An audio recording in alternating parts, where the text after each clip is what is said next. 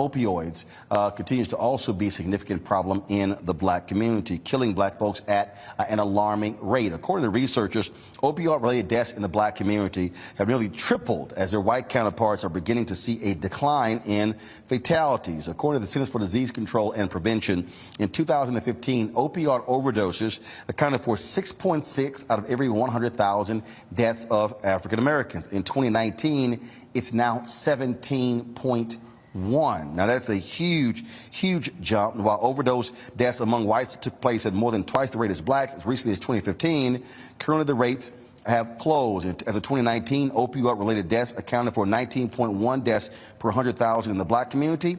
Overall, nearly 5,000 more black people died of an opioid overdose in 2019 than they did in 2015. This continues to be a significant issue. And keep in mind, when we talk about opioids, originally doctors were not prescribing African Americans opioids because they feared black folks were trying to get high. That's why I said racism actually helped black folks in that case.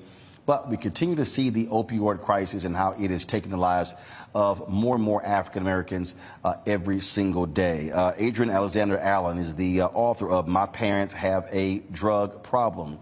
And we'll be talking to her in just a second. I do want to bring in also my panel today, A. Scott Bolden, former chair of the National Bar Association Political Action Committee. Amisha Cross is a Democratic strategist, political commentator, and also Reverend Jeff Carr, founder of the Infinity Fellowship here in Nashville.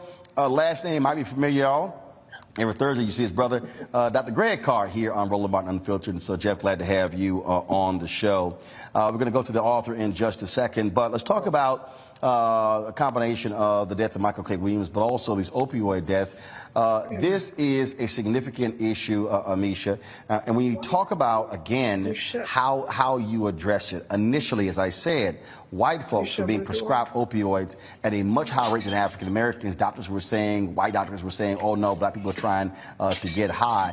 Now all of a sudden we're seeing the impact. Not only that, once people are on these opioids, now you have drugs that are laced with fentanyl, which is 100 times more potent than these opioids. And so we are seeing a significant problem. It was a major issue in the 2016 presidential campaign when all of a sudden white folks were saying, let's not throw our folks in jail, let's treat them a far cry when crack cocaine ravaged black communities in the 1980s and 90s.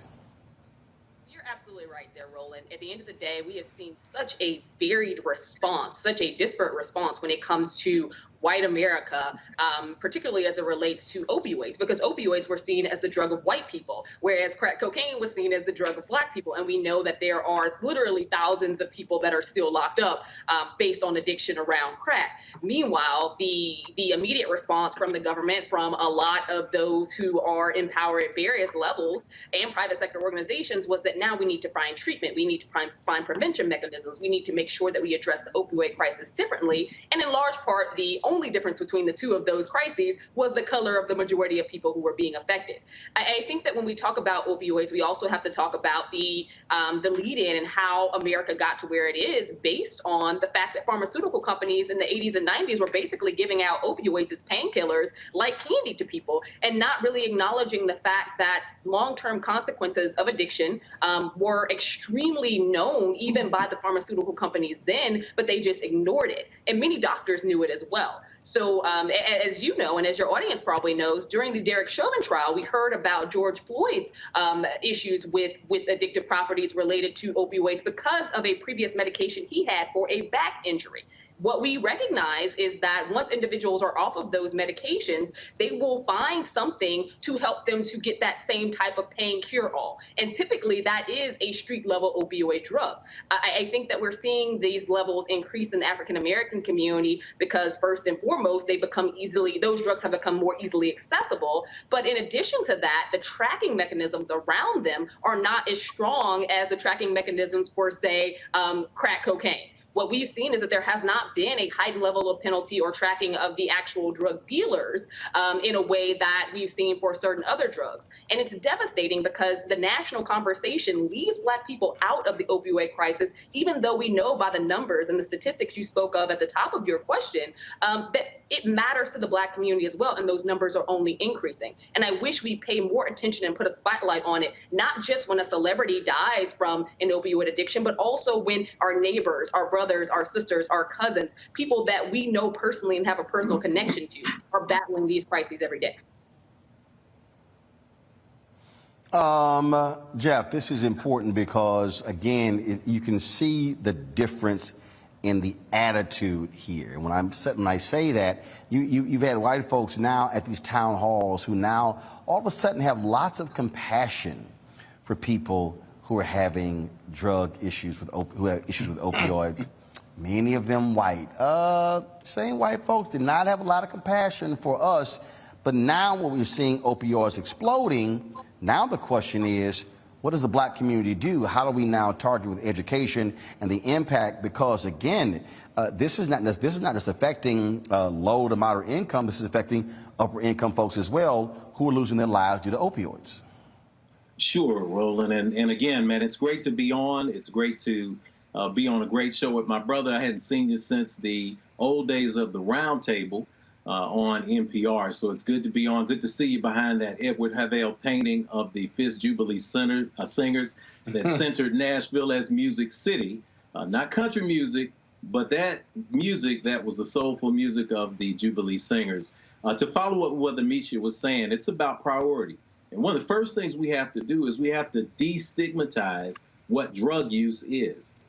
Drug use is not something that is simply limited to a person because of race or socioeconomic status. Drug use can become very easily, especially when we're talking about addiction, disease. I call it dis-ease because it's a space where there is not an ease in the spirit.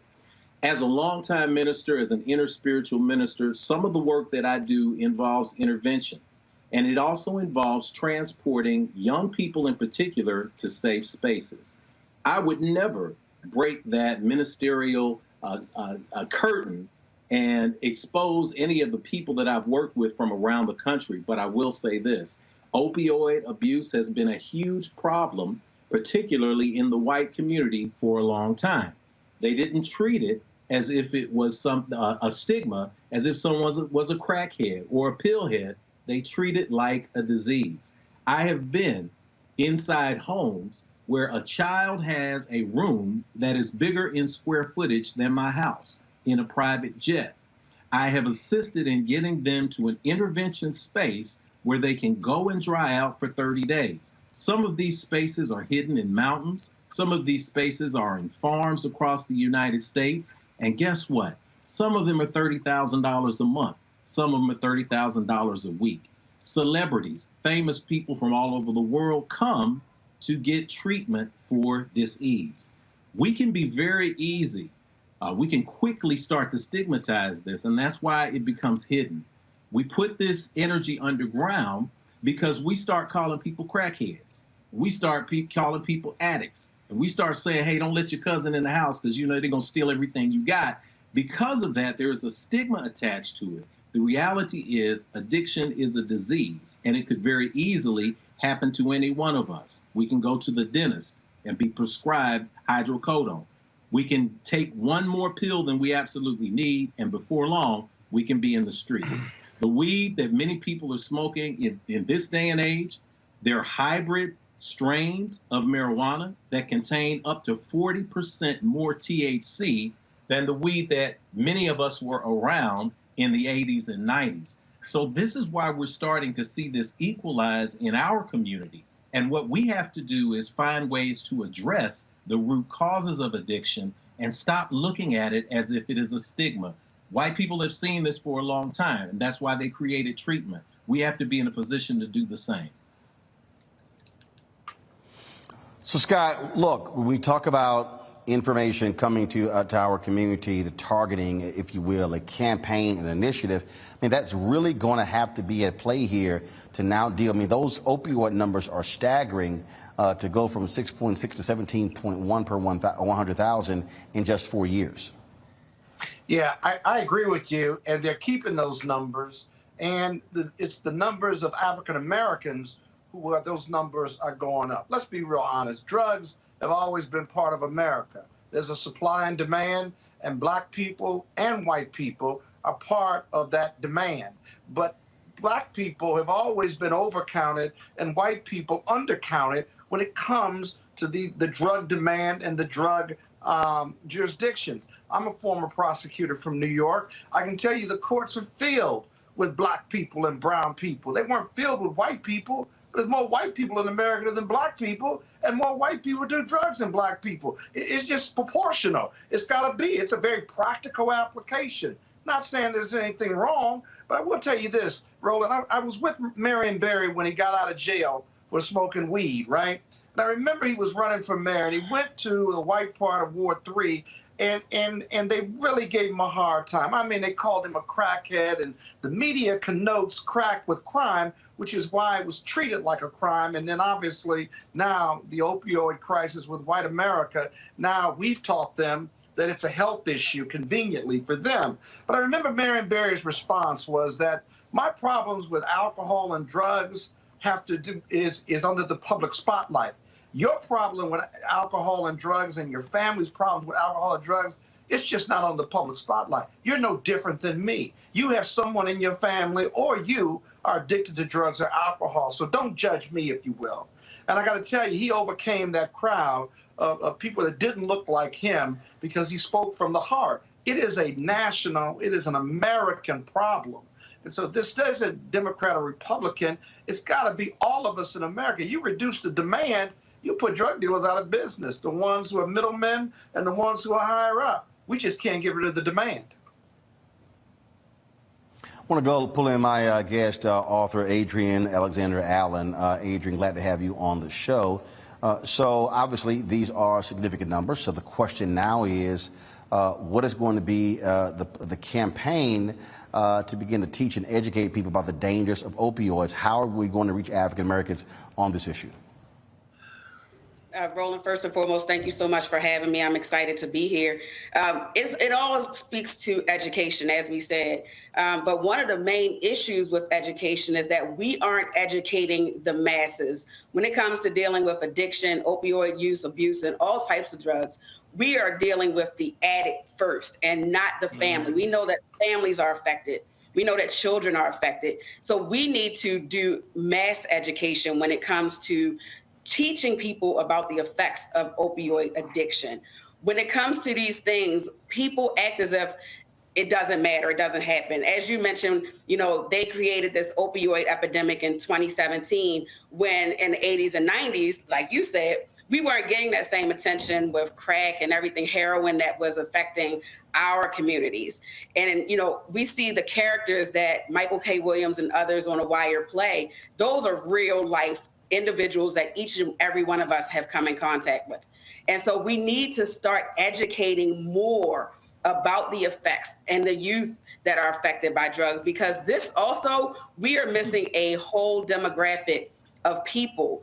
We aren't talking to the children who are growing up in these homes with addicted parents and addicted family members. We're talking to the addict, but we're not telling the children, listen, I know this is your life.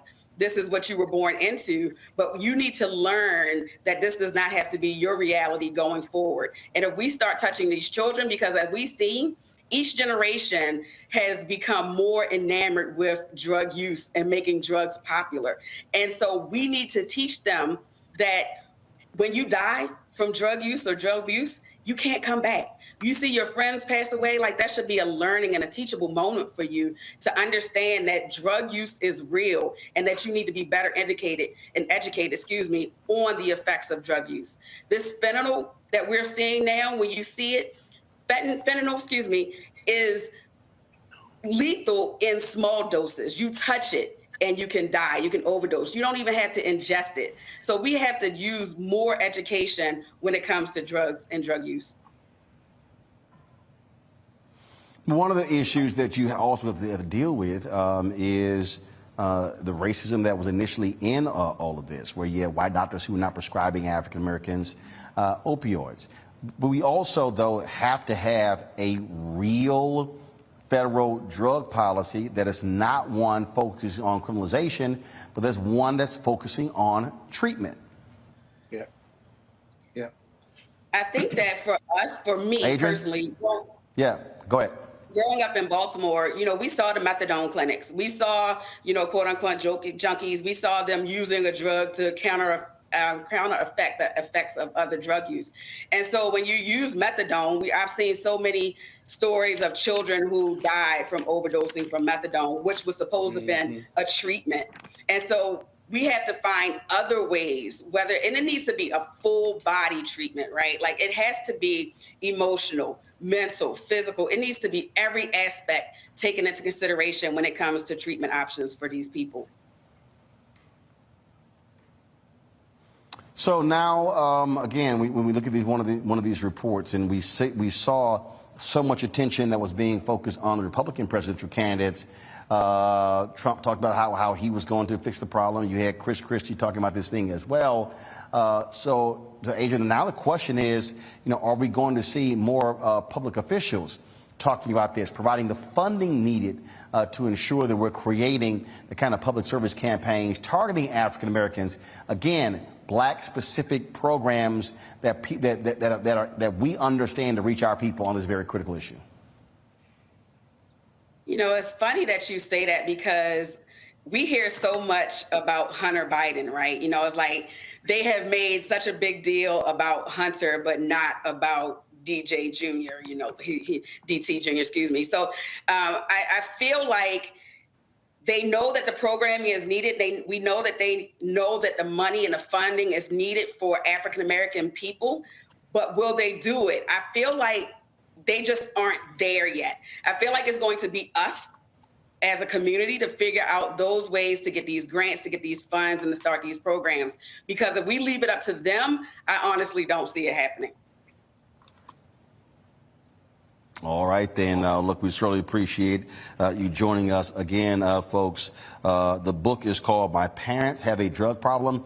The author, Adrian Alexander Allen. Thanks a lot. Folks, back to our Roland Martin Unfiltered video in just one moment.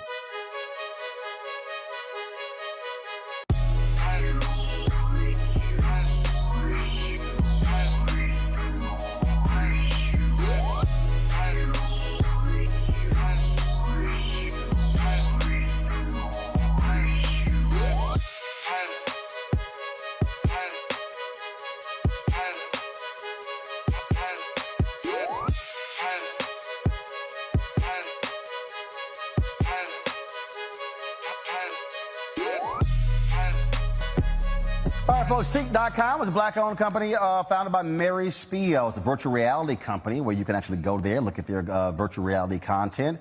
A couple of devices they actually have for sale that you might be interested in. First off, their VR headset allows for you to slide your phone right in and experience that virtual reality content on their site or watch a 360-degree video. Also, their 360-degree headphones, tremendous bass, you can use it for gaming, Bluetooth, phone calls, you name it. Folks, you can get these two at Seek.com using this promo code RMVIP21, RMVIP21. You buy one or the other, or even both. A portion of the proceeds come back to us here at Roland Martin Unfiltered. And so we want you to check out Seek.com and give it a try. A Chicago police lieutenant has become the third member of the department to be arrested on felony charges in recent weeks. The Cook County State's Attorney Office alleges that Lieutenant Wilfredo Roman shoved a flashlight into the buttocks of a teenager carjacking suspect in February. Roman appeared in court Thursday on aggravated battery and official misconduct charges and was released on his own recognizance. Earlier this week, two other officers were arrested in connection with another incident on similar charges. Terrain, I don't recall seeing a statement from the Fraternal Order of Police on this one. But here's the other deal. Where's the body camera footage? Exactly. Right. Exactly. Right. Where is the cam footage? Because if you read the story, the officer's attorney says it was a spanking. Come on, this was just a spanking. First of all, why is the cop spanking somebody? Hold on, I'm sorry, hold up. Hold up. If it's a spanking, that's called assault. That is called an assault. But what is incredible to me, it goes back to what Brittany was saying. They don't see us as humans, Black and brown skin, as being human. And so they're going to spank you like a child. If you're a young man, they're going to just stick a baton in your rear and say, oh, it's okay because he had a coat on. There's no justification for this. That's an assault. Entering someone's rectum, whether it is an attempted entry or it's an actual entry, that is assault and it's a sexual assault. That's what we haven't gotten to yet. And they're trying to soft shoe it, but there was no rhyme and no reason. And I'm wondering, where is the body cam footage? What is the justification for doing this? Because nothing about this alleged carjacking suspect indicates that he needed to be searched in his rectum with a flashlight. Shades of Abner Louima, Michael. Absolutely. And, you know, reading the story here, it says the incident was captured on the officer's body camera. And so I want to know where the body camera footage is, since it was captured. But then the officer's lawyer says that there was no injury to the teen as he was clothed and wearing a coat during the alleged incident. But still, it's like you don't have to actually steal something out of somebody's house. Just breaking into the house is a crime. You don't actually have to like steal something out of the house. So, you know, this officer needs to be held accountable. I want to see the statement from the Fraternal Order of Police. I know they're going to put one out eventually. So, you know, this is a crazy case, man, out of Chicago. But this is an example why these officers have to be held accountable, and they need to release this body camera footage as well. So this is another crazy story, man. But at the same time, with these various cases taking place, people who want, at the same time, many of us are going to have to apply to these police departments and be the type of officers that we want to see as well. As they weed out people like this, as they weed out these white supremacist officers, things like this, many of us are going to have to apply to these departments and be the type of police officers who serve and protect that we want to see also. Folks, back to our Roland Martin Unfiltered video in just one moment.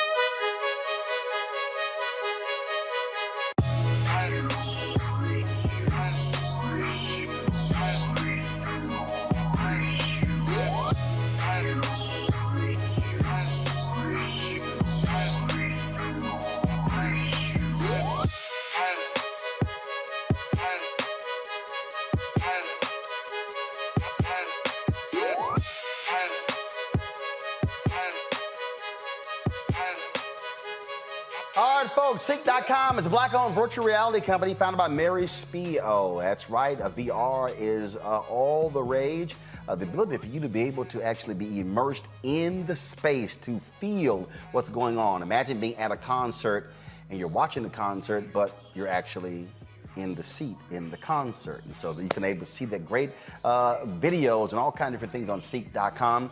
Using their VR headset, you simply just drop your phone right into here. And again, you're able to then immerse yourself in the experience right there. Also, of course, they have these great headphones right here, the 360-degree headphones. You can use this for gaming. It's Bluetooth. You can talk on them as well. The bass is tremendous. I love jamming these when I'm on airplanes. Folks, you can get these by going to Seek.com using the promo code RMVIP21, RMVIP21, where you can get these. And when you purchase one or both of these, a portion of the proceeds comes back to us here at Roland Martin Unfiltered. You know, we support black-owned businesses, and it's the black-owned businesses giving back to us as well. So go to Seek.com, CEEK.com, to get these items. There is indeed trouble in the state of Louisiana. A new Associated Press investigation identifies at least a dozen cases in which Louisiana state troopers concealed or ignored evidence of misconduct. Folks, 67% of the altercations involving use of force in recent years have targeted African Americans. That's double the percentage of the state's black population. Now, get this. The findings reveal a former officer, Jacob Brown, was involved in 23 use of force cases dating to 2015. 19 of them were black. Jacob resigned in March and is charged with aggravated second-degree battery and malfeasance in office. Now, that's that case there. You also have this case where a high-ranking Louisiana police officer would not face any charges or disciplinary action related to the death of Ronald Green. Lieutenant John Clary was cleared of all misconduct charges related to the violent death of the black motorist in 2019. Clary was accused of lying about the existence of his body cam video to keep it from state police investigators. However, officials say a lack of evidence has yielded no form of discipline for the officer. In 2019, Ronald Green was killed after being viciously beaten by Louisiana police officers during a traffic stop. Folks, serious issues with police there in Louisiana. And so normally what you would have is you would have the state police who would be investigating these cases, but clearly by the AP investigation, you have problems with the state police. Joining me right now is Louisiana State Representative Ted James. Representative James, glad to have you on Roland Martin Unfiltered and the Black Star Network. First and foremost, you know, the Louisiana State Troopers are supposed to be the best of the best. They are supposed to be the agency that investigates crimes happening around the state, especially those involving police officers. Here you have supervisors, bosses, hiding evidence, lying. Why are heads not rolling among Louisiana State Police? What is Governor John Bel Edwards doing? We have, as a caucus, we've called on the federal government because our governor has been very slow to respond. When these allegations first came to light last year due to the work of the NAACP here and the AP, we requested a new colonel. We got a new colonel, an African-American colonel, and it seems like every week we're learning of a new lie, a new cover-up. I listened to you articulate, you know, what's going on with Lieutenant Colonel Cleary. Not a single officer, not a single trooper has been disciplined for the death of Ronald Green. On the other hand, a black trooper who has come out and has provided information about all of the cover-ups, about all of the use of force issues in state police, he's been removed. So you have a black man who has come to light with information that has received a more strict discipline than any of the troopers that were involved in the Ronald Green death. We have a huge problem here at Louisiana State Police, and that's why the Black Caucus has asked the feds to come in and do a full-scale investigation. So Lieutenant John Clary was actually a Louisiana State Trooper. Yes. Okay, so he was not a police officer; he was a state trooper. And so yes. This AP story, when you talk about you know, all these different things here, this is wrapped up in it. And even in that Green story, they lied about what actually happened to Green. Oh, they told his family that he died in a car accident. And when we saw the pictures of the car, we knew that he didn't die in a car accident. And it took us almost threatening the administration to make sure that they allowed Ronald Green's family to see the video that we saw that was leaked a few months ago. The family and some of us, and I saw that video last year, and we knew within the first few minutes that the troopers on the scene, not only the troopers on the scene, not only did they lie, but their superiors, and Cleary being one of them, one of the highest ranking ones that was on the scene, he lied. And we saw that he was rewarded with, not only was he not disciplined, he has a high profile job. He was all on national television escorting around one of our football coaches. He's since been removed from that. But the problem is, I don't want him removed from a detail. I want him removed from the agency at large. And so the fact that you have Clary, no disciplinary action against him, even though he basically lied, he said one thing, with the body cam footage said another thing. And the fact that they said that he died in a car accident, when we now know that's an absolute lie. Seriously, no action? Look, Cleary, not only did he lie about what the footage showed, he lied about the existence of the footage.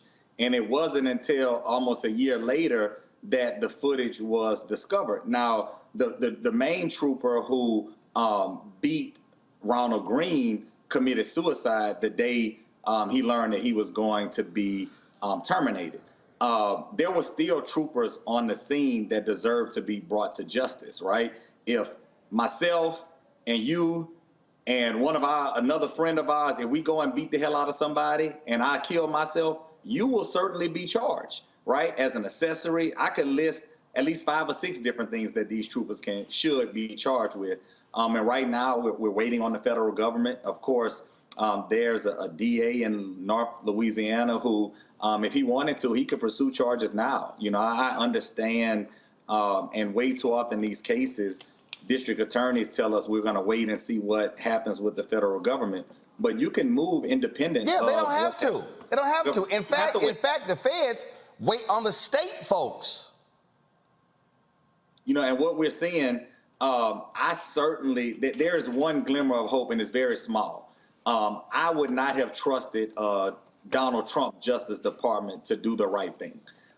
So there is a small glimmer of hope in that there's a new administration, right? I'm hoping that this administration does not let us down.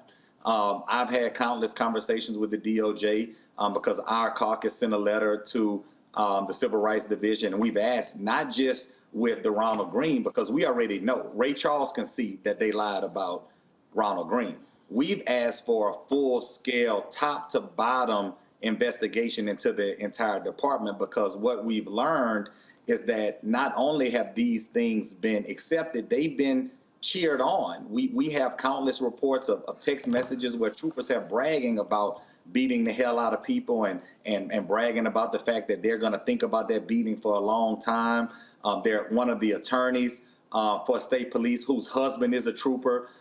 There have been reports about how she's coached troopers to get out of use of force complaints by charging motorists in the state, most of them black, with resisting arrest. She's since been removed, but not fired. So there are issues that are deeply ingrained. And, you know, for me, I'm one that asked the governor to make sure that we put somebody at the top of state police, somebody, a man of color. And, you know, as much as I respect Colonel Davis, I'm starting to lose confidence in his leadership, because every week we're learning of something else that has been a lie, something else that has been a cover-up at state police. What is also confusing here is that when we talk about Cleary lying, he said that he did not have any body cam footage. That's a lie. But the investigators call them mischaracterizations. I'm sorry, that's a lie. Yeah, it's a bold-faced lie. And you mentioned it very plainly. The unfortunate thing is we have to look at not just the issues within state police, but every single use of force incident that they have investigated for other law enforcement agencies. Now, all of those things have come into question. Because if you know that there's a pattern of acceptance, if there's a pattern of cheering on troopers that are beating the hell out of black people, of course they're going to overlook when black people get their heads bashed in by other agencies. So in this request that we made to the feds, I think we need to go back at every single use of force complaint, every single officer involved incident that the state police has been called upon to investigate prior to 2016, when we knew all of these issues were 2019, when we knew all of these issues were taking place. And yeah, more pressure needs to be placed on the governor. He's a Democrat. Without black folks, he would not have been reelected. We absolutely know that. And he needs to step up, not be scared of Republicans, and have the courage to do, frankly, what Mitch Landrieu did when he was the mayor of New Orleans, when he called in the federal government to study and assess the corrupt New Orleans Police Department. Look, and we've been putting pressure on it. The governor is a friend of mine. I stood on the stage with him both times when he won. And this is not something that we have allowed him to just escape. Right now, of course, you know, we're in the middle of still recovering from a natural disaster, but this is still an issue for the caucus. We had one of our members send a letter out today. We've requested every single use of force incident from January 1st, 2019 to present. What has been the disposition? What is the race of the person that alleged some type of use of force against state police? What were they initially charged with? We still don't know today why the state police, why they were even trying to apprehend Ronald Green.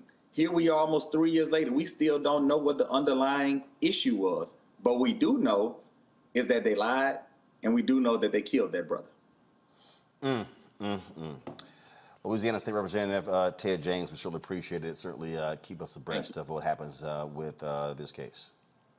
Thank you, sir. want to bring in my panel right now, Dr. Greg Carr. He is, of course, professor with Afro-American Studies, Howard University. Also, Reese Colbert, Black Women Views, Raji Muhammad, radio and TV host. Glad to have all three of you here. This is one of the things that we consistently talk about, Reese, when people say, "Oh, good cops, bad cops." Yeah, but the bottom line is this: this is not one, this is not two, this is not three.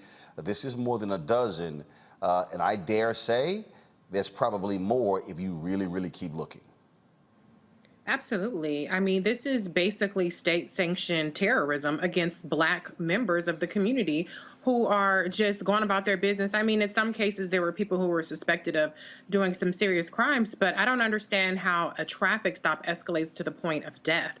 And then the amount of lying and concealing about these things is very troubling and distressing. But the worst part is that even when it does come to light, there are no consequences. Investigations are worthless. When all of these investigations do is say there's not enough evidence, well, change the standard of proof, change the burden of proof, bring some charges in these cases, find something to charge people with. Just like when y'all find something to charge Black people with, when you go fucking with Black people and arrest them and you call it resisting arrest, find some trumped up charge to try to get some of these cops and these state troopers who are out here terrorizing Black and Latino people. And it's not just that they're the only victims. There was a white victim that was beaten to a pulp beyond recognition as well. The other thing I will say is this is where the Merrick Garland Justice Department needs to step in and resume the practice of pattern and practices investigations. I know I say investigations aren't very useful, but the consent decrees does actually inject a level of federal oversight that absolutely needs to be there. And it requires some reforms to be made where maybe there's no political will. You mentioned Governor John Bel Edwards to go up against the police. That's where the federal government comes in. That's where the Department of Justice comes in and hopefully gives some degree of change. But there's no justice for the Ronald Green family. And it's really, really just troubling, beyond troubling, to understand the insidiousness of what these troopers were up to and what they're probably still up to this day, because nobody is having any reason to do anything differently. Check this out, Faraji. Cleary, who arrived at the scene, go to my computer, please. Cleary, who arrived at the scene just seconds after troopers stunned, choked, and punched Green to get him into handcuffs, told investigators that Green, quote, was still yelling and screaming, and he was still resisting, even though he was handcuffed. He was still trying to get away and was not cooperating. Investigators wrote in a 6-page report filed less than 3 weeks ago that Cleary's description of Green's demeanor after he was cuffed on a dark roadside near Monroe was clearly a mischaracterization, also known as a lie. Though they did not state it explicitly, the false statements were apparently intended to justify further uses of force by troopers against the prone Green that included dragging him face down by his ankle shackles and spraying him in the face with pepper spray. Quote, the video evidence in this case does not show Green screaming, resisting, or trying to get away, Detective Albert Paxton wrote in the new report. The only screams revealed by the video were when Green responded to force applied to him. The report added that Cleary's own video, published last week by the Associated Press and later released by the state, shows Green, quote, lying on the ground, face down, handcuffed behind his back, leg shackles on his ankles, uttering the phrases, "I'm sorry," or "I'm scared," or "yes, sir," or "okay."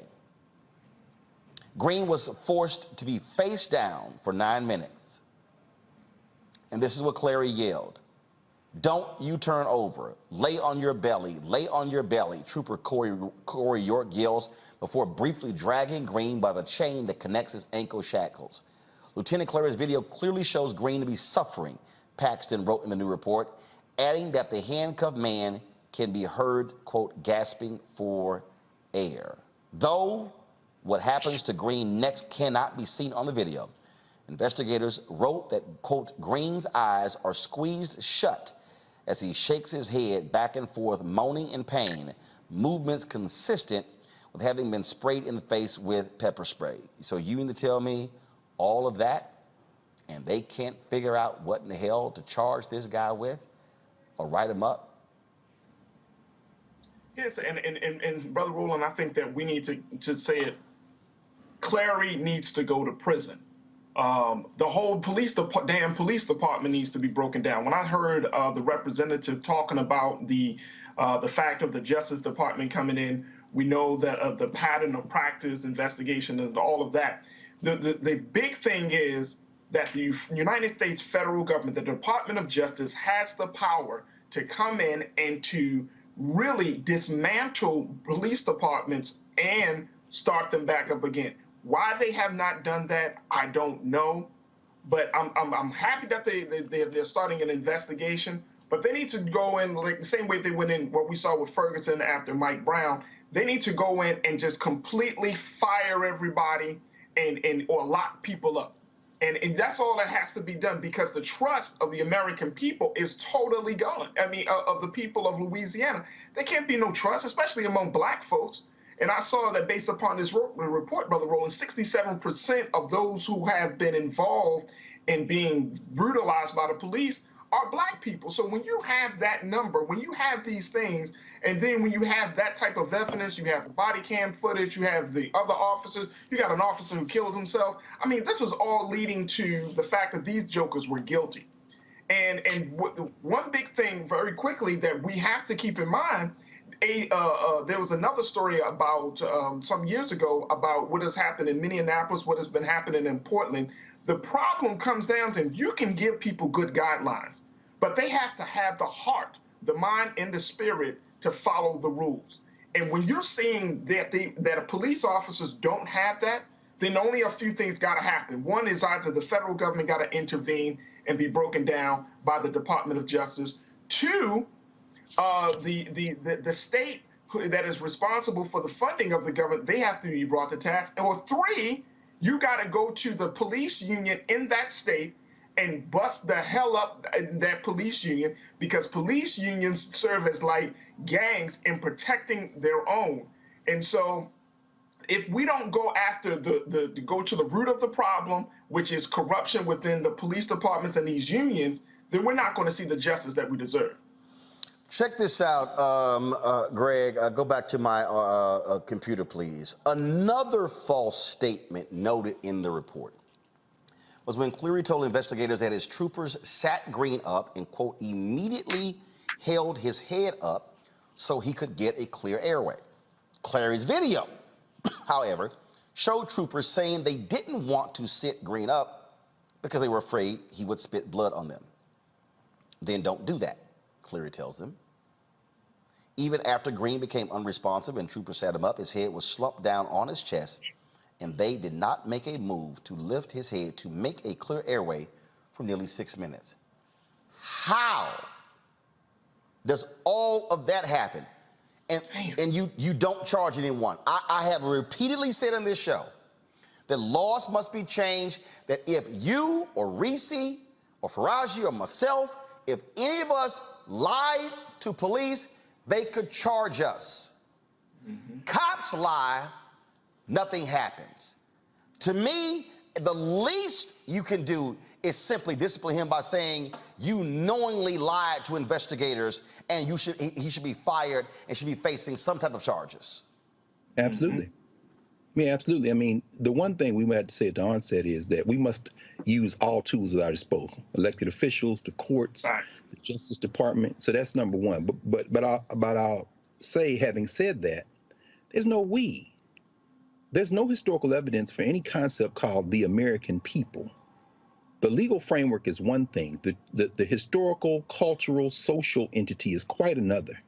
You see, and shout out, by the way, to both Louisiana Tech and Mississippi State for continuing to employ cats like John Clary, because the thing that black people are useful for is running them down a football field. And ask yourselves a question. Do a little research. And let's ask ourselves, when did state troopers need to be there to protect football coaches? I suspect if you tug on the history of the slave economic concern, some people call it the Southeastern Conference, you will probably find some race involved there as well, because they take their football quite seriously in this country. Yeah, actually, you're right, because I mean, I've seen many games, and I'm sitting there going, why are there troopers? Why? I mean, first of all, you got university police.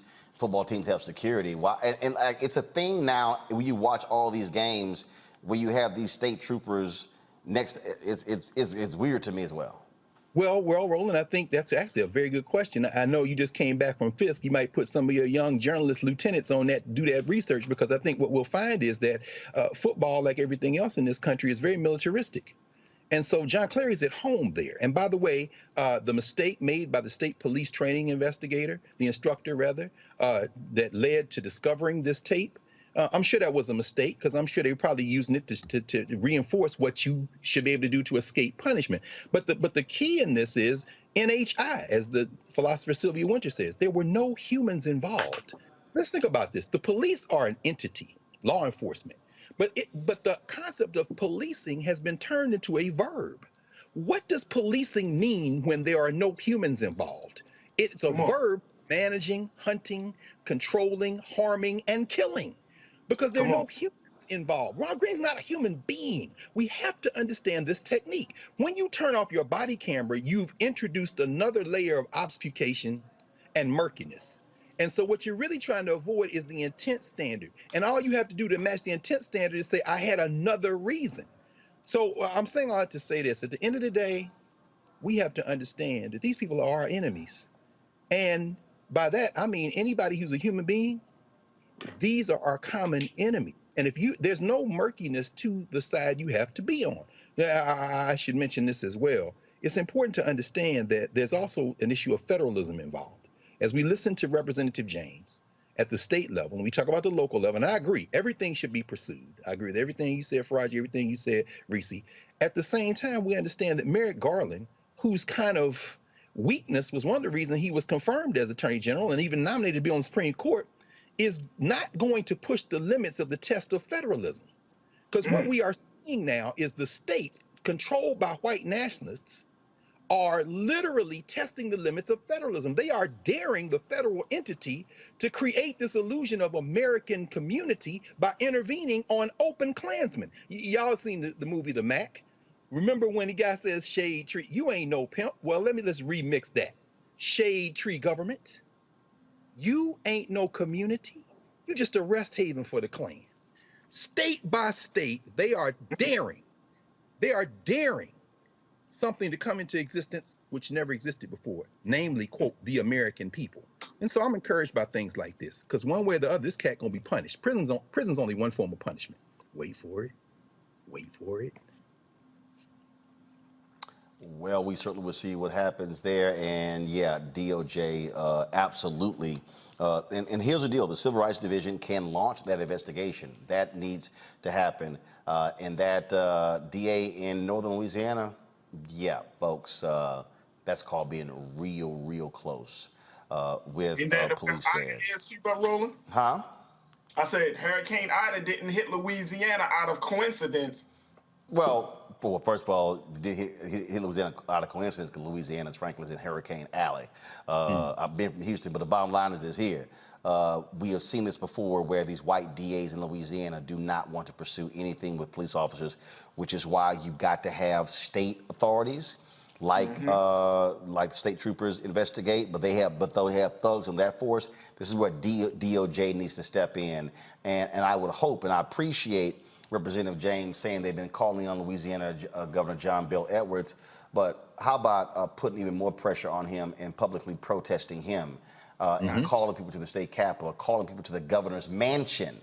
That's right. And also, how about calling on black football players at Louisiana State University not to play? Come on. See, that's right. I got to remind folks.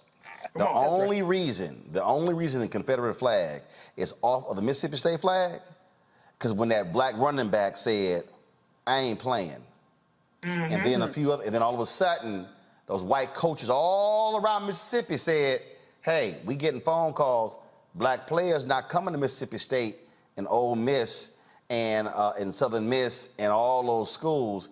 That's when Mississippi said, yeah, we gonna get this thing off our flag, and that's why it is gone. So again, to all of you parents, that's right, who have kids who are playing ball at Louisiana State, football and basketball, that's right, have some conversations with your kids. That's right.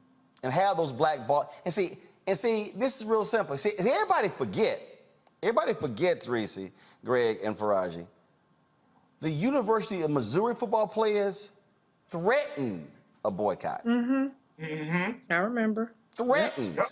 And let me tell you what happened. Money dried up, enrollment dropped. It has taken University of Missouri 3 years to still recover from that.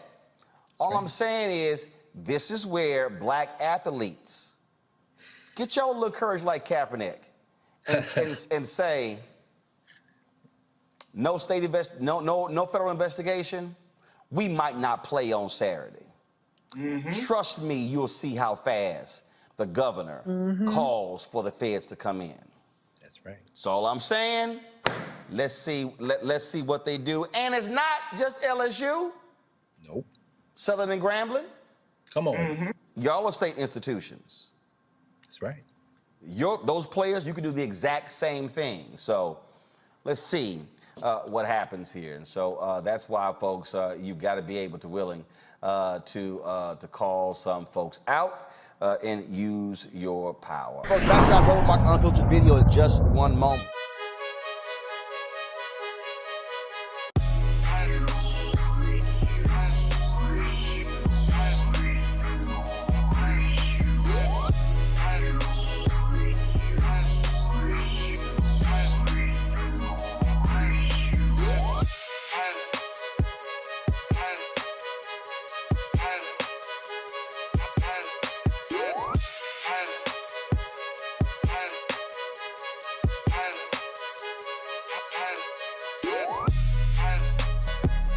All right, folks, Seek.com is a black-owned company founded by Mary Spiel. It's a virtual reality company where you can actually go there, look at their virtual reality content.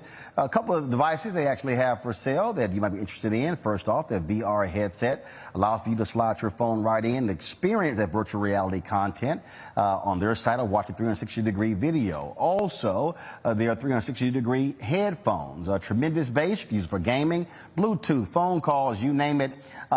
Folks, you can get these two at Seek.com using this promo code RMVIP21, RMVIP21. You buy one or the other, or even both, a portion of the proceeds come back to us here at Roland Martin Unfiltered. And so we want you to check out Seek.com and give it a try. If you can identify with R. Kelly personally, then you're a motherfucking degenerate. Point blank period. And maybe your ass need to be up under the jail right along with R. Kelly. Okay, so let's, instead of talking about protecting the legacy and the black man who was sitting up there allegedly until proven guilty, I guess, raping and terrorizing and kidnapping and abusing women, men, children, families.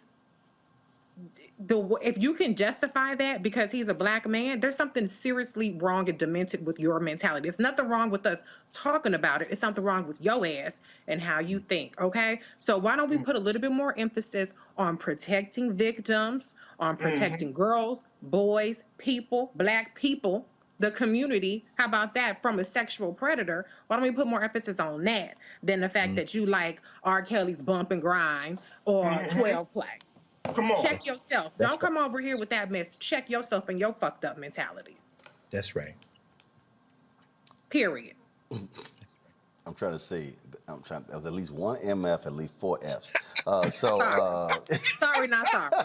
Because we're not going to normalize that kind of comment. Oh, you absolutely. are literally trying to check us for talking about testimony in the court of law under the threat of perjury or of criminal penalties, and you're trying to check us because we're talking about what this man, this degenerate, this pedophile, this sexual serial predator allegedly is doing?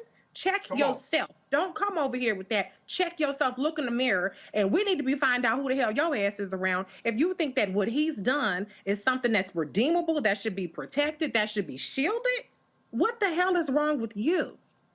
There's something wrong with you, not us, and not the Roland Martin Unfiltered show. That's right. That's right. Hey, Roland, it's okay. Reese got to say that in the words of Miss Lauryn Hill. I add a motherfucker so you ignorant Negroes hear me. In other words, you can't. That's the only way we can communicate. I'm sorry. You know, she intellectually it didn't work. It didn't register with intellectual. So let me throw one of those up, and maybe you'll hear it, and you can tweet me, and you can fry me up in the YouTube comments, and you can say whatever the hell you want to say. But I said what I said. Fuck R. Kelly and you too. How about that? That's not unbiased. That's my opinion. Gotcha. Folks, back to our Roland Martin Unfiltered video in just one moment.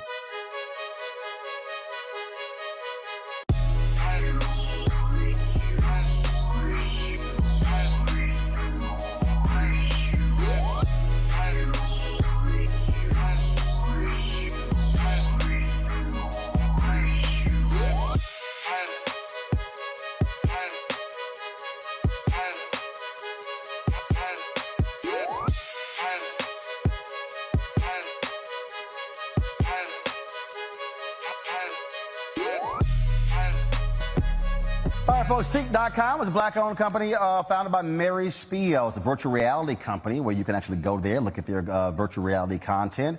A couple of devices they actually have for sale that you might be interested in. First off, their VR headset allows for you to slide your phone right in and experience that virtual reality content on their site or watch a 360-degree video. Also, there are 360-degree headphones, tremendous bass, used for gaming, Bluetooth, phone calls, you name it.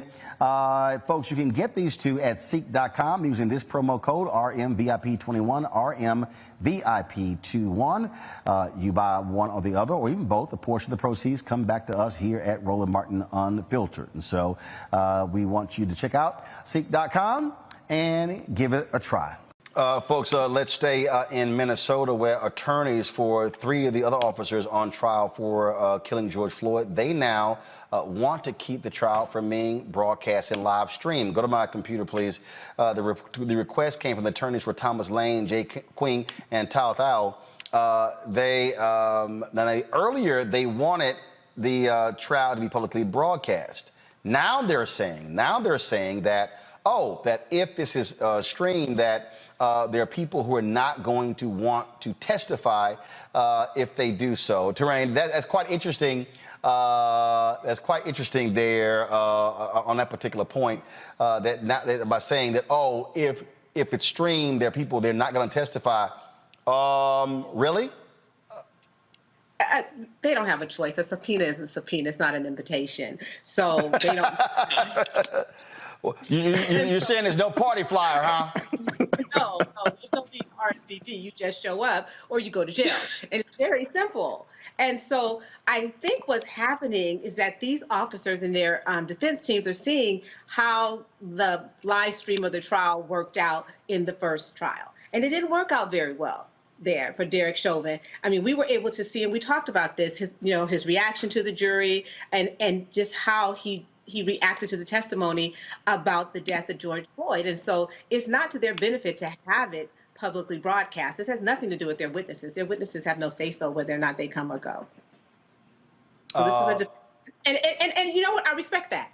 I respect that. You do what you have to do to protect your client. So if your client, if it's not looking like it's going to work out well for this to be broadcast for your client, then you try to shut that down. This is what they wrote, Michael. Cameras in the Chauvin courtroom brought us to the dangerous pass where people are deterred from testifying for the defense because they fear the wrath of the crowd. Mm-hmm. Well, wait a second. Before Derek Chauvin was convicted, you wanted the trial to be broadcasted. You wanted the trial to be live streamed. Now that it didn't go the way you thought it was going to go, now you changed course. See, the question I would ask, on cross-examination, I would ask the question, what changed between when you first made that statement, okay, because the evidence didn't change, basically, okay? So what changed between when you first made that statement, you wanted it broadcasted, and all of a sudden now you don't want to broadcast it? But I find it interesting that they're saying this now. When you had African-Americans who testified, okay, in the Derek Chauvin trial, it was broadcasted. When you had the case of Darnella Frazier, we heard her voice, but we did not see her face, okay? You can do the same thing for these people who you're claiming don't want to testify and have it live streamed. We can just hear their voice. We don't have to see their face. So, when they make changes like this, I just have to ask the question, okay, so what changed before when you were talking all that stuff, selling wolf tickets, before the verdict, and all of a sudden you don't want to have it live streamed? Yeah, it is. It's quite interesting there, Brittany. Maybe it's because, you're afraid of that conviction? Roland, they know they're about to get chewed up, spit out, and locked up. And the court of a public opinion is important. And we've seen that with the last couple of cases. They know what's about to happen. And that's why that quick switch happened, right? Now they don't want it to be public. So they know they're about to get locked up. Absolutely. And at the end of the day, the transcript of what they're going to testify to is going to be made public. Right. So it's not as if they can testify in secret and say, well, I said, he's a great guy. Nobody's going to know it. So this is simply for the defense. They know it is not, this is an uphill battle for them in the court of public opinion. Yeah. And again, if you've already convicted Derek Chauvin, they are concerned. Back to our Roland Martin Unfiltered video in just one moment.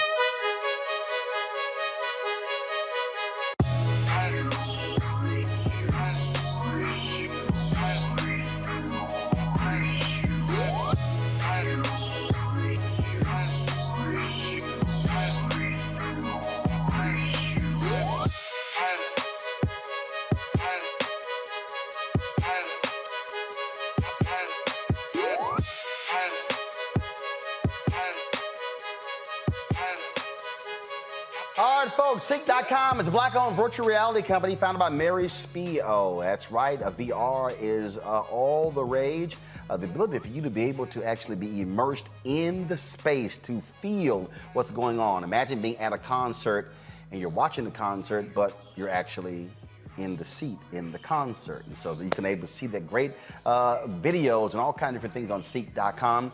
Using their VR headset, you simply just drop your phone right into here. And again, you're able to then immerse yourself in the experience right there. Also, of course, they have these great headphones right here, the 360-degree headphones. You can use this for gaming. It's Bluetooth. You can talk on them as well. The bass is tremendous. I love jamming these when I'm on airplanes. Folks, you can get these by going to Seek.com using the promo code RMVIP21, RMVIP21, where you can get these. And when you purchase one or both of these, a portion of the proceeds comes back to us here at Roland Martin Unfiltered. We support black-owned businesses, and it's the black-owned businesses giving back to us as well. So go to Seek.com, CEEK.com, to get these items. I got to talk about this here. Of course, Texas Governor Greg Abbott, he is under lots of criticism for the voter suppression bill that was passed, but also the bill, the 6-week abortion ban bill. He said something today by signing this that I'm absolutely astounded by how stupid he is, Teresa. Let me actually read this because y'all might think I'm lying. Greg Abbott actually said that people should not be concerned that women are going to be carrying the baby of a rapist to term because he's going to end rape in Texas. It'll be a miracle. Yes, I know some of y'all might think I'm crazy, but trust me, I'm not. Greg Abbott actually said this, Teresa, when he was asked about it. When I saw it, I shook my head and I said, as a native Texan, we're getting embarrassed day by day by these idiot Republicans who are running the state. But what he said is that with his crime prevention efforts, they're going to do everything they can to keep rapists off the streets of Texas. Okay, here's the problem, Teresa. This is not Tom Cruise and Minority Report, where you are anticipating and stopping crimes before they happen. You can't stop a rapist before they commit a rape. Do you see the sheer lunacy of what Greg Abbott had to say? It sounded like his response was literally on the cuff. I mean, the four-word phrase, do everything we can, was essentially saying I am 50%, 40% likely, which is again a probability anytime you put that in a statement, that they will combat crime or violence. I mean, it's honestly, I would have rather him have received that information from the police commissioner, or I mean, I don't know if it had made sense if it had came from there, but then we would have at least said, okay, where's the plan? It's idiotic, the entire statement. But again, this is the Republicans trying to find a reason to really amplify their abortion bill. They're tough on abortion. They're tough on women's rights. They don't believe in a woman's right to choose. And I just hope that the Texans that live in that state are really advocating and talking to their legislators and just really trying to figure out another means to protect their rights. Let me actually, so here's a quote, Mustafa. Let's be clear, rape is a crime. And Texas will work tirelessly to make sure that we eliminate all rapists from the streets of Texas by aggressively going after and arresting them and prosecuting them and getting them off the streets. But if they've already raped somebody and impregnated them, how are you going to stop them from raping somebody? I mean, and in fact, you can't stop a rapist until after they committed the crime, which means they committed the rape. Do you see how stupid this dude is?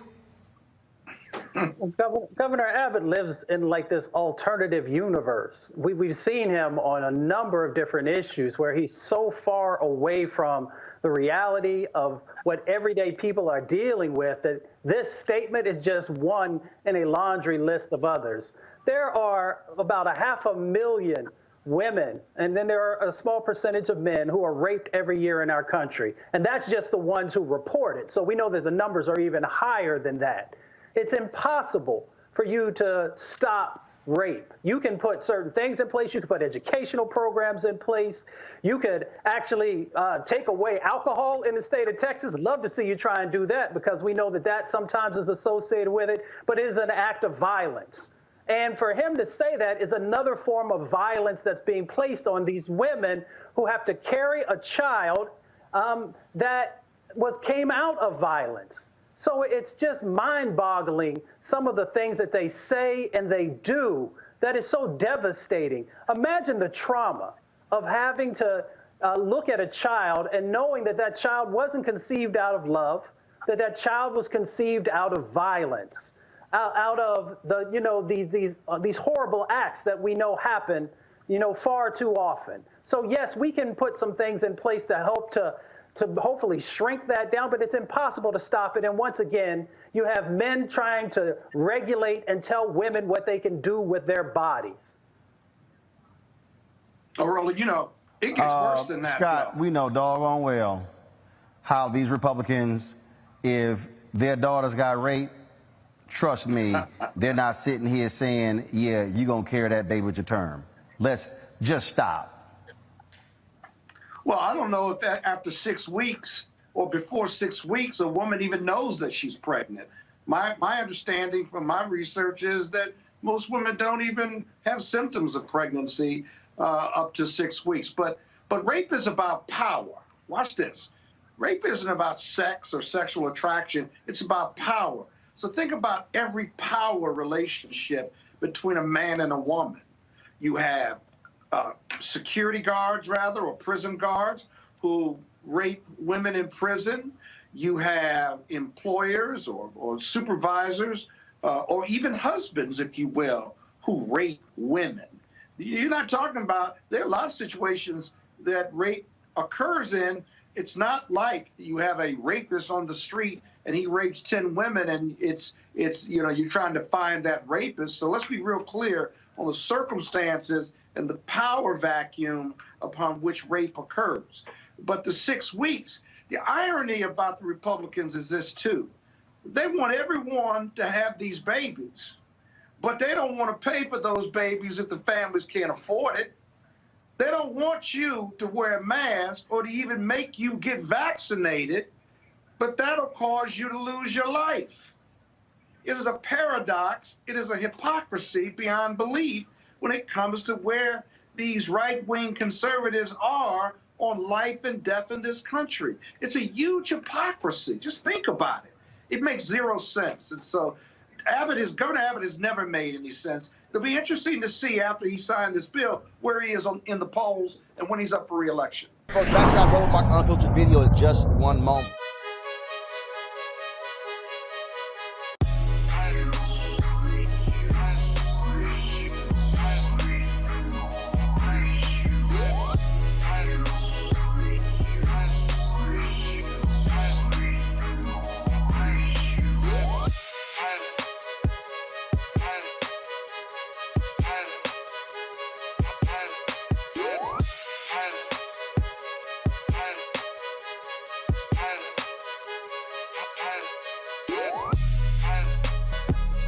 All right, folks, Seek.com is a black-owned company founded by Mary Spiel. It's a virtual reality company where you can actually go there, look at their virtual reality content. A couple of devices they actually have for sale that you might be interested in. First off, their VR headset allows for you to slide your phone right in and experience that virtual reality content on their site or watch a 360-degree video. Also, there are 360-degree headphones, tremendous bass, you can use it for gaming, Bluetooth, phone calls, you name it. Folks, you can get these two at Seek.com using this promo code RMVIP21, RMVIP21. You buy one or the other, or even both, a portion of the proceeds come back to us here at Roland Martin Unfiltered. And so we want you to check out Seek.com and give it a try. Folks, COVID has impacted a lot of people, especially those who are in the medical industry. We don't think about, though, morticians. First of all, nearly 700,000 folks have died from COVID. Well, that means that they are going through funeral homes. And the reality is, funeral homes and morticians are dealing with this in a significant way. Last year, we talked about this on the show when we had Black Funeral Home on. They were talking about what kind of PPP they were going to get, the kind of the equipment. Well, the reality is many are not fully protecting themselves as a result of this. Since the start of the pandemic, about 130 Black morticians have passed away.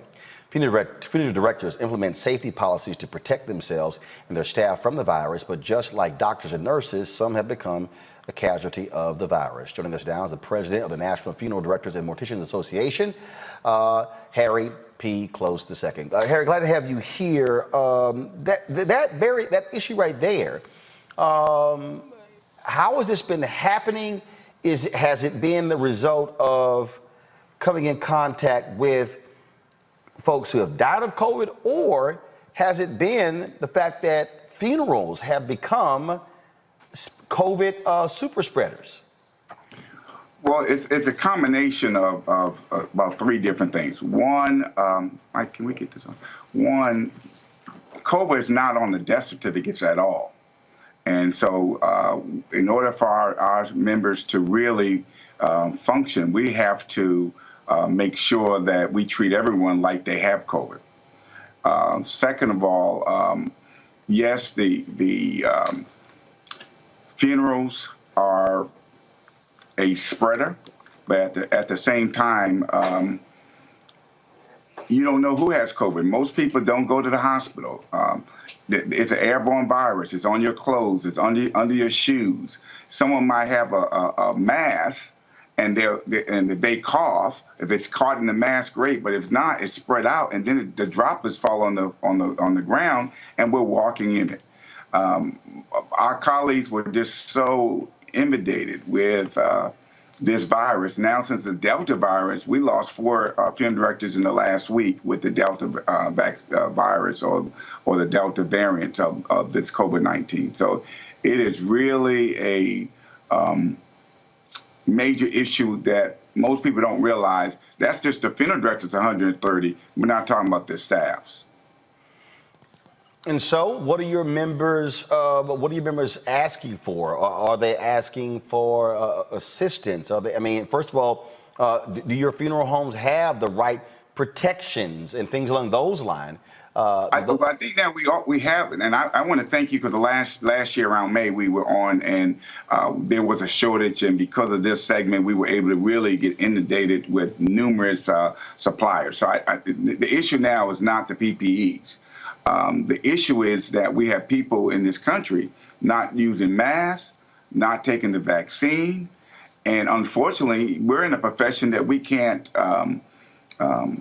know what that family member has. If someone else has COVID, they died of it, or if it's not on the death certificate, that means that the family's exposed to it, and they're in the funeral home when the funeral director is serving that family at a time of need. That we're the last stage of the health system, and unfortunately, what we're trying to really emphasize across the country is for, particularly in our community, take that vaccine. There might be a less than 0.001 that might get affected with the Delta variants who've taken the vaccine, but there's still many people, even in my own industry, just like the nurses and doctors, that some of them have not taken the vaccine, and we have a national effort to make sure our members are making sure that they take the vaccine. Last week, I'm in Maryland. Our governor had made it clear that private companies and corporations can mandate it to their employees. And yesterday, President Biden made it very clear that as a corporation, a private company, that you can mandate it. It's common sense to me. Everyone in this country has had, and even your listener audience has had, someone that died of this, I'll say, plague, COVID-19. And then you have people who are in the same family that saw the suffering not taking the vaccine. It is free, it's available. We're now working with the White House to try to have an initiative to have funeral homes be a place of receiving the vaccine. It's kind of like a catch-22. Some will say, oh, you're having a massive group, and that's going to be a spreader. Well, let it be in another room, you can take the vaccine. We're trying to come up, if it's killing the funeral directors, this thing is real. Now, we have been working with the White House in the last 4 or 5 months. We are on the advisory committee for the FEMA for reimbursement, which we're glad is working well. But when we really think about why should we be reimbursed for a funeral when we can be able to stop people from dying of this major disease and this virus. And so we're now looking at another point, letting people know that most people didn't know that many funeral directors have died, and particularly in the African-American community. And if you go to your vital records, get American Freedom Act or through Social Security, you will find how many have died. That category on that death certificate says occupation, funeral director, mortician, embalmer, which means we're more exposed than our colleagues on the front end. But what I'm saying and asking your listening audience, we know we have family members. I had one of my children, it took me months to convince them, you need to take the vaccine. And, this thing is wait a minute. Here you are dealing with this, and it's not like you want to sit here and have to bury a child early, and you're going through this, and you had to convince even one of your own children? Own child. Yes. Wow. And I can't use the vernacular that I really use, but you just hit it. I'm doing something that I have to do, and you're seeing the results of what I'm doing, and you still question, and I had to look at her, and I had another son that was ill, that it was just it hits home. And I'll just say, like I say at my church, I can't even wrap my head around how people are seeing what's happening in the world, and there's an opportunity to prevent it. And we're saying as funeral directors, we don't want this type of business. We just have to do it because we've been called to do the end health system. But we're saying if we can prevent it, and there's opportunity for prevention, why not do it? It just seems common sense to me. And, we heard all the stories across the country when people who were advocate of not taking it, and once they get it, they're saying they wish they could have. That should be a wake-up call. But apparently, It is not. And that's why I'm glad APY came out today, letting them know this is killing the funeral directors and their staffs. So I don't know how real it can be when ministers and funeral directors are dying at a level, particularly in our community. And I'll say to my majority community colleagues, it's affecting them. They just are not as a larger number, but I've known numerous funerals I've gone to for my colleagues across the industry. That is absolutely terrible. Eric Close, we certainly appreciate it. Thanks a lot. And again, one of the reasons why this show matters, I'm glad to hear after you were on last year that people got the message and came to the assistance of these black funeral homes. Thank you. And it's always a pleasure to be around another fraternity, man. All right. Yeah. Thank you so much. I know. Michael Imhotep is a little hurt by that, but he'll get over it. He'll get over it, Harry. Well, 06, brother, 06. It's okay, my friend. We're all in the divine 9. Yeah, well, I let Michael know it's Alpha and Divine 8. So. Well, I always tell them in church, there's only 2 divine organizations in the Bible, Alpha and Omega. But I'm not ready for Omega chapter. Yeah, that's right. Precisely. None of us are ready for Omega chapter. Yeah, that's why we're on today. Thank you so much for what you do for this nation. Thank you very much. I appreciate it. Thank you very much. Folks, back to our Roland Martin Unfiltered video in just one moment.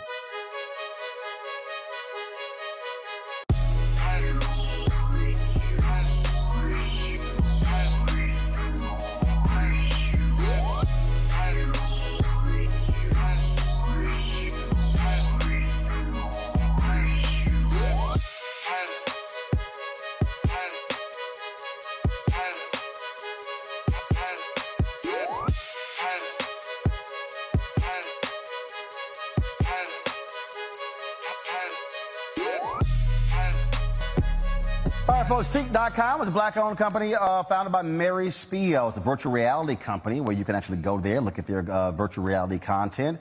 A couple of devices they actually have for sale that you might be interested in. First off, their VR headset allows for you to slide your phone right in and experience that virtual reality content on their site or watch a 360-degree video. Also, their 360-degree headphones, tremendous bass, you can use it for gaming, Bluetooth, phone calls, you name it. Folks, you can get these two at Seek.com using this promo code RMVIP21, RMVIP21. You buy one or the other, or even both. A portion of the proceeds come back to us here at Roland Martin Unfiltered. And so we want you to check out Seek.com and give it a try. Another black man in Texas dies in police custody. His family files a wrongful death lawsuit against the Texarkana Police Department to release Darren Boykin's 2019 arrest footage. 23-year-old Boykin was arrested because he was a suspect in a string of petty thefts in the area. He's arrested and put in the police car driven by Officer Jerica Weave. Yeah, you can turn over. It's easier if you sit up to breathe. I can't sit up. Do you guys need me to transport him back over to your guys' police cars? Oh, we're just going to transport him. Huh? Yeah. Here, sit up. What's his name? Jason Williams. 42-911 Thank you, Brandon. You ran the whole way? From the nursing building. Yeah. Got your steps in, that's for sure. She's tough. Can you please knuckle my mom door right there? Oh, this is your house? Behind me. Huh? Behind me, the brick house. No. You're going to be getting a phone call at some point downtown. Jason, you can do that then. Oh, if your family, listen to me, if your family wants to come out here and pitch a fit, though. What are you saying date of birth is? What's your date of birth? 8592. 8592. Okay. Let's go ahead. He ran all this way and then he acts like he can't. Stand up. Can't function. Okay, sir. Stand up. You can function. It's either you're standing up or you're dragging. All right, cool. Come on. Let's drag him. I'm trying to get up. Come on. Let me get my hands up.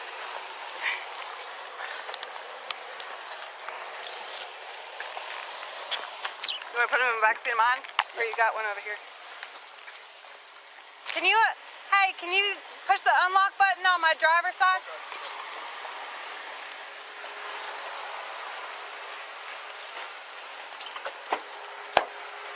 You can get in by yourself? Let's try. Okay.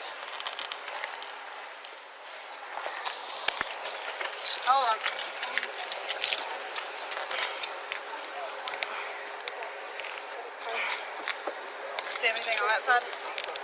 No. Do you have anything on that side? Didn't you lie about your name, dude? Come on. You put me in the car? All right, get in. All right. This is gonna be y'all's felony suspect too. Get in. I've seen the You help me, I can't. Get in or I'm gonna pull you in.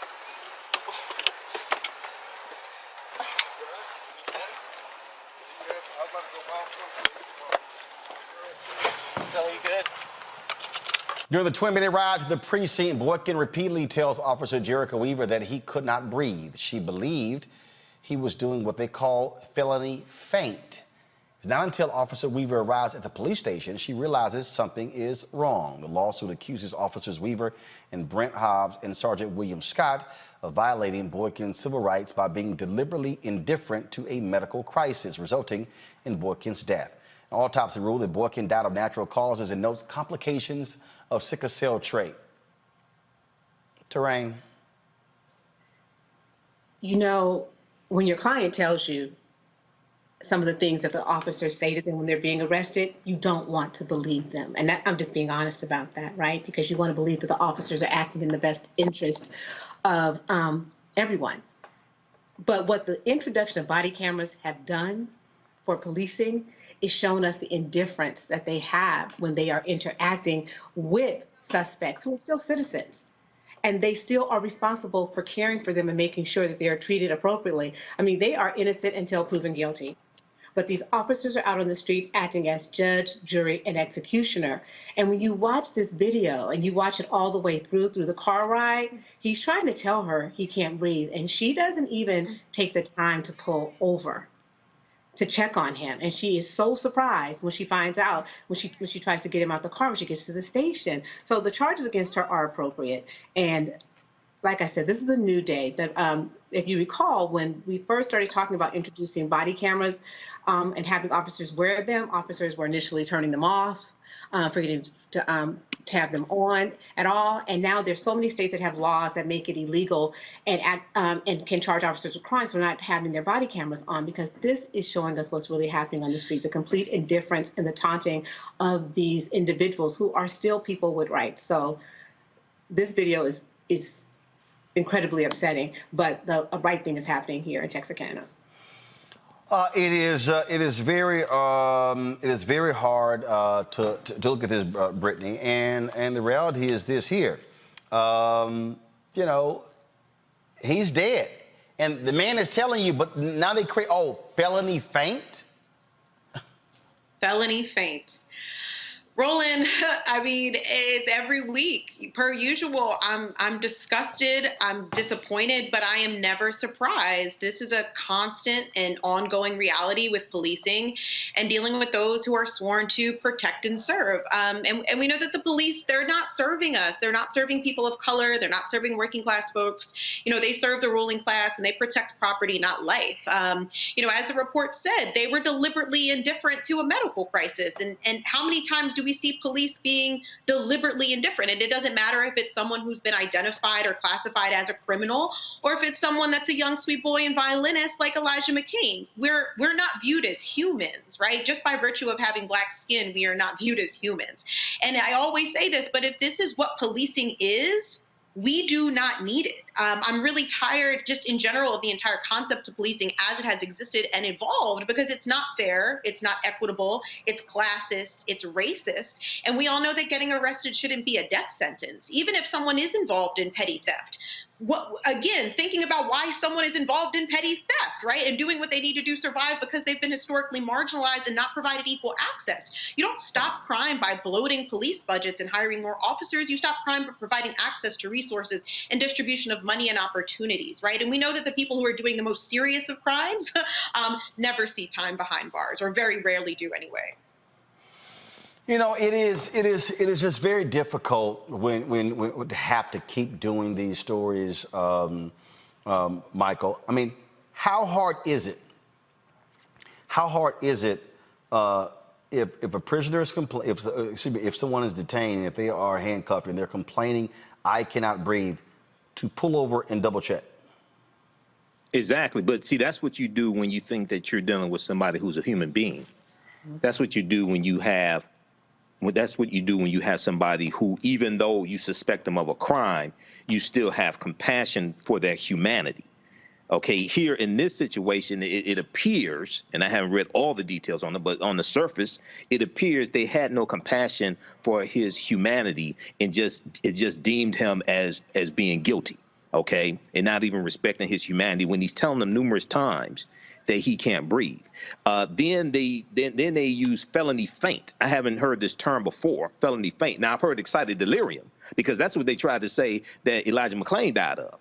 Excited delirium, which is the same thing they tried to say that George Floyd died of. But all three of them were fine before police started messing with them. Now, what the question I have, and I haven't been able to find this, is they said they suspected that Boykin was responsible for a series of petty thefts and sought to take him into custody. But what was the probable cause?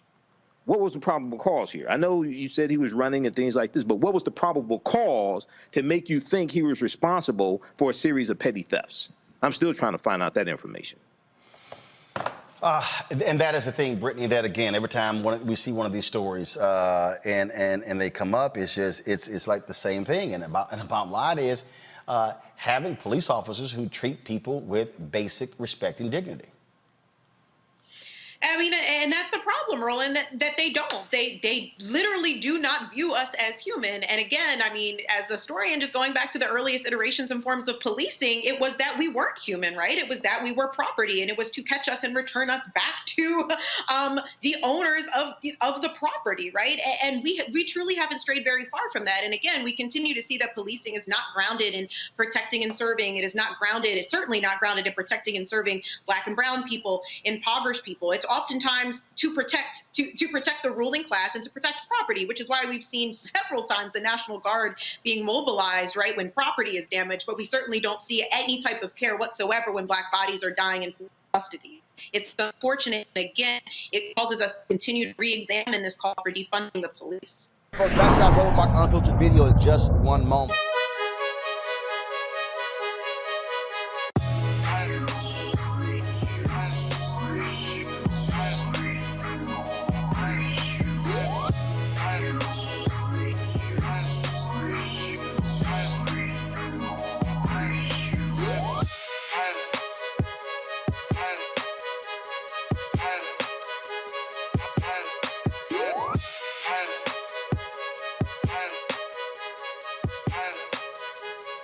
All right, folks, Seek.com is a Black-owned virtual reality company founded by Mary Spio. That's right, VR is all the rage.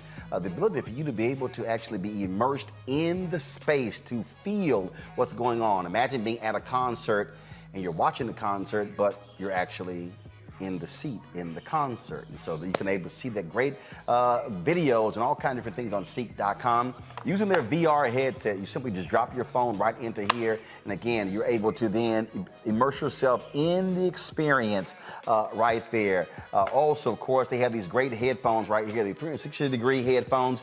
You can use this for gaming. It's Bluetooth. You can talk on them as well. The bass is tremendous.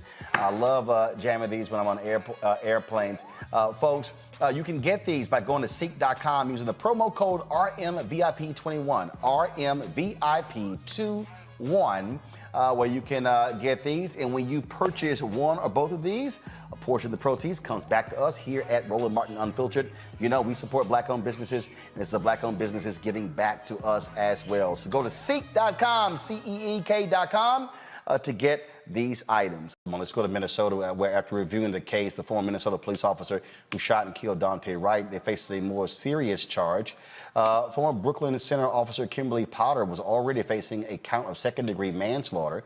Thursday, Minnesota Attorney General Keith Ellison added an upgraded charge of first-degree manslaughter to the existing count of second-degree manslaughter. The officer shot Wright, who was unarmed, during a traffic stop. The incident was recorded on police body camera video on April 11th. Potter claims it was an accident, saying she thought she had a taser in her hand and not her service weapon when she pulled the trigger. What do you make, Terrain, what do you make of the aggressiveness of AG Keith Ellison? Obviously, a huge win for them with the conviction of the former cop who killed George Floyd. This new era of prosecuting police officers after George Floyd, we're seeing something unprecedented. Officers used to mistreat defendants and just walk away with complete immunity. And after what we saw in Kentucky regarding Breonna Taylor, we're seeing attorney generals across the state, like the attorney general in Colorado in the McLean case, just come forward and say, you know what, enough is enough. Officers, they are charged with a duty, and when they act outside their duty, they need to be held accountable. So this is really good for the public. This is saying we're going to hold these officers accountable. Again, this is what happens when you have, Brittany, you have attorney general or district attorneys who are not in the pocket of police in the unions, where they are examining the evidence. Absolutely. And we've known for a long time with all of these cases, the evidence is always damning, but it's a matter of actually doing the due diligence and prosecuting appropriately and letting our friends walk away. And I'm glad that we're finally entering this new moment. It does seem like this moment is unprecedented, because we know that oftentimes these police officers are not convicted, let alone even charged. And they're able to literally shoot first and ask questions later. It's I feared for my life. I made a mistake, and that's always seemed to be enough. And it's not anymore, Roland. And I'm glad that we are seeing these police officers being held accountable. Michael, again, we talk about DAs matter, AGs matter. Right. We're seeing this in the case of Minnesota. Absolutely. And we just saw this in the case of Elijah McClain as well, because the Democratic governor appointed a special prosecutor who's the state's attorney general. State's attorney general came back with 32 counts against 3 officers and 2 paramedics. And here, once again, this is an example of how elections have consequences and elections matter. Okay, so we have to make a direct connection between protests and issues that we're protesting against and who actually resolves those issues. The police reform, DAs, all of that, prosecuting rogue police officers, et cetera. The one thing that I have concerned, and I've covered a number of different police cases and police shootings. The one thing I have a concern about is what happens when this white female police officer, if she gets on the witness stand, and if they have a jury trial, because in this state, I'm not sure if she can have a bench trial, because that's a trick that they pull also, is have a bench trial with just the judge, that's the juror, as opposed to a jury of 12, to take the public out of it and take the emotion out of it. What happens when she gets on the witness stand, Kim Potter, and breaks down crying and sobbing and say, I didn't mean to shoot this boy and all this stuff? That's my concern, so we have to see how this turns out. But, I agree with the charges, but we have to see how this turns out. Folks, back to our Roland Martin Unfiltered video in just one moment.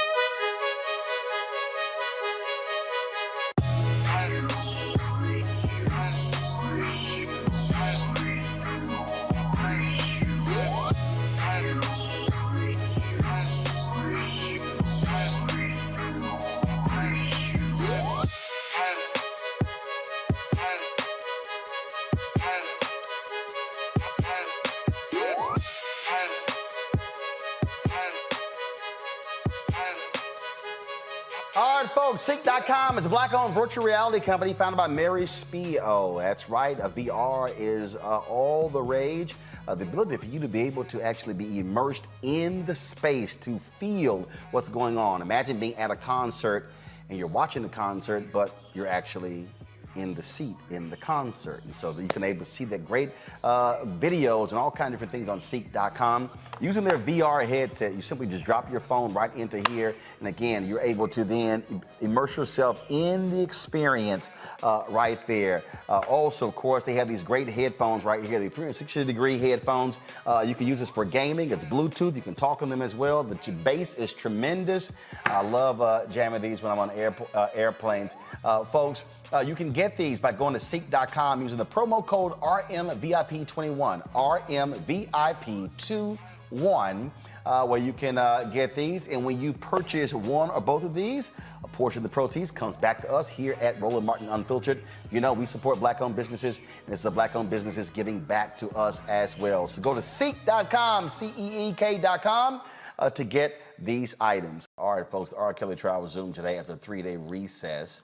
A woman identified as Sonia testified that R. Kelly raped her after promising her an interview with the artist. The victim claims Kelly held her captive for more than 3 days in his studio when she was 21 years old. Sonia was the 8th accuser to take the stand against R. Kelly during the trial. Other accounts have often included physical and sexual abuse details, and 5 of the people testified that they were underage during their first sexual encounters with Kelly. I had somebody who tweeted me today, Faraji, who was not particularly happy with our panel calling out R. Kelly last week, and they felt that they literally put up free R. Kelly, and that we should not, and the brother literally said we should not be attacking another black man. And I'm sitting there going, are you not paying attention to what in the hell has actually been said? Come on. Come on. Yeah, it literally happened. I mean, first and foremost, any joker who says that R. Kelly should be free, I mean, we should cancel them. I mean, when you go to that situation and when you look at what that young lady Sonia said, who's a 39-year-old woman, and what she said R. Kelly did to her at 21 years old, and if we understand the impact that sexual abuse has on anybody, but particularly on women, you would not be so quick to call that man a genius of any sort. Of any sort. You would not be so quick to say, oh, we beating up on a black man. What I'm concerned with is that this case, as gruesome, as graphic, as disturbing as this case has been, that it won't push the needle far enough to remove our love for the pimp culture and the exploitation of women in music and media. That's what I'm concerned with. That it's easy to cancel one man, but can we cancel a behavior? Can we cancel a whole mindset that hate women and that use of women, that abuse women? And so when you look at this case should not just be fodder. And look, and I'm gonna say it like this. Have you heard about R. Kelly case since it started? Other than this platform, I'm gonna keep it real. I mean, unless you go online, you search it, you read it, you follow it, other than this platform, we have not really had a very deep conversation outside of this show to talk about what's been going on in this trial, what's been said, and the implications of our love for this type of man, and then more importantly, our embracing of a culture that has destroyed women. And so this case is so big, and it's so important for us to have these conversations. And I truly appreciate you, Brother Roland, for constantly keeping us abreast about it, because we're not talking about it. We're talking about surviving R. Kelly, and then that conversation died down. But when you listen to the stories from the people that work with him, about the rules, to the victims themselves, nah. You want that joker under a damn jail cell. You would not want to listen to his music. You damn sure wouldn't want to fly with him, and you would not want to have anything to do with R. Kelly, Robert Sylvester Kelly. Trust and believe. Greg, of course, it is innocent until proven guilty, but frankly, people can still weigh in on what they're hearing, and what we are hearing is shocking, devastating, sick, and demented. It is, Ron. I mean, of course. I mean, who could say it isn't? But what we have with the R. Kelly case, and it's now 13 years since he was first brought to trial on the same allegations, similar allegations, a lot less detail, of course, than now. What we really have is a car crash at the intersection of culture and law.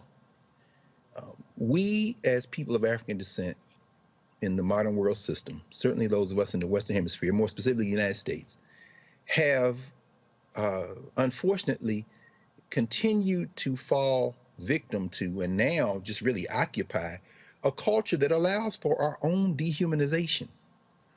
And the culture is in the language, the culture is in the music. And so, you know, and now legally, this guy should be under the jail. Of course, that's a no-brainer. However, just like somebody reached out to you and said that, the hope of his defense team is there's at least one person like that on the jury. And the bigger issue, let's say he goes to jail from now on, either here or in the subsequent trials that will come up after this. Let's say that happens. That's one guy. the deeper question is, what about every hip hop artist, every R&B artist, every soul artist, every cultural artist, every movie producer, every video maker who has reinforced the culture of dehumanization, not only against black women and men, but against even the very notion of blackness, and then wraps it up into, I'm just expressing myself. See, this is the problem. And then until we address that underlying problem, then the difference for me between R. Kelly and Jay-Z is just a question of, well, who did the most egregious acts and the shock of the individual incident that can send one to jail. But when I turn on the radio, quite frankly, I can't tell the difference. Reese. Well, if you were upset, then let me give you something to be mad about. If you can identify with R. Kelly personally, then you're a motherfucking degenerate. Point blank period. And maybe your ass need to be up under the jail right along with R. Kelly. Okay, so let's, instead of talking about protecting the legacy and the black man who was sitting up there allegedly until proven guilty, I guess, raping and terrorizing and kidnapping and abusing women, men, children, families. If you can justify that because he's a black man, there's something seriously wrong and demented with your mentality. There's nothing wrong with us talking about it. It's something wrong with your ass and how you think, okay? So why don't we put a little bit more emphasis on protecting victims, on protecting girls, boys, people, black people, the community, how about that, from a sexual predator? Why don't we put more emphasis on that than the fact that you like R. Kelly's Bump and Grind or 12 Play?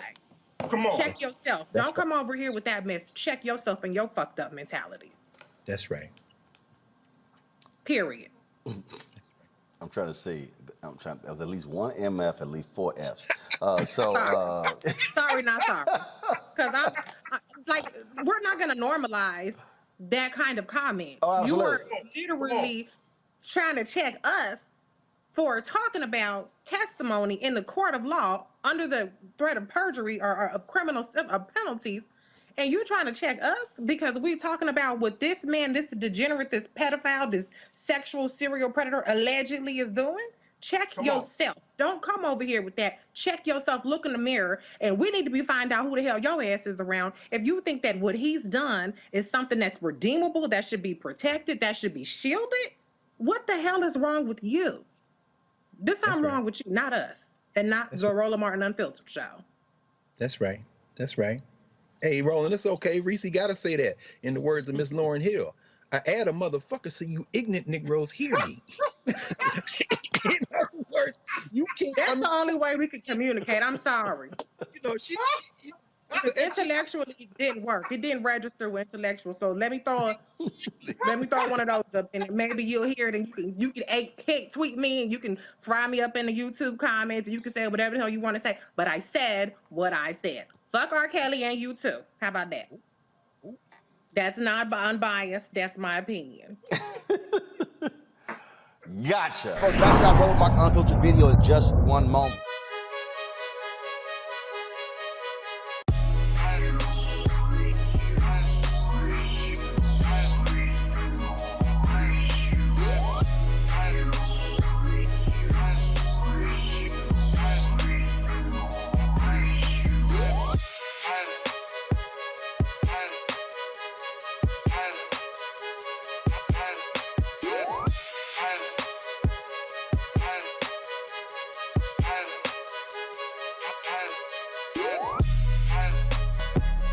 All right, folks, Seek.com is a black-owned company founded by Mary Spiel. It's a virtual reality company where you can actually go there, look at their virtual reality content. A couple of devices they actually have for sale that you might be interested in. First off, their VR headset allows for you to slide your phone right in and experience that virtual reality content on their site or watch a 360-degree video. Also, there are 360-degree headphones, tremendous bass, you can use it for gaming, Bluetooth, phone calls, you name it. Folks, you can get these two at Seek.com using this promo code RMVIP21, RMVIP21. You buy one or the other, or even both, a portion of the proceeds come back to us here at Roland Martin Unfiltered. And so we want you to check out Seek.com and give it a try.